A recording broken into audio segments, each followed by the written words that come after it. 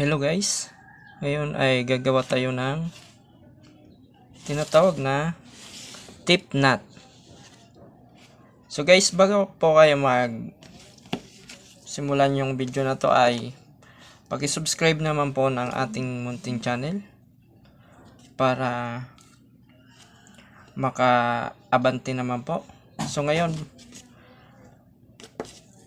ay simulan na natin ang paggawa ng isang tip knot.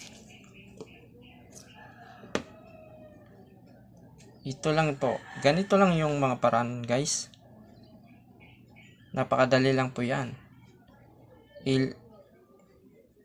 Ilusot nyo lang po niya ang isang iyan. Tapos ito naman po ay ilusot nyo naman po. Ganyan. At yan, meron na po tayong napakadaling tip knot.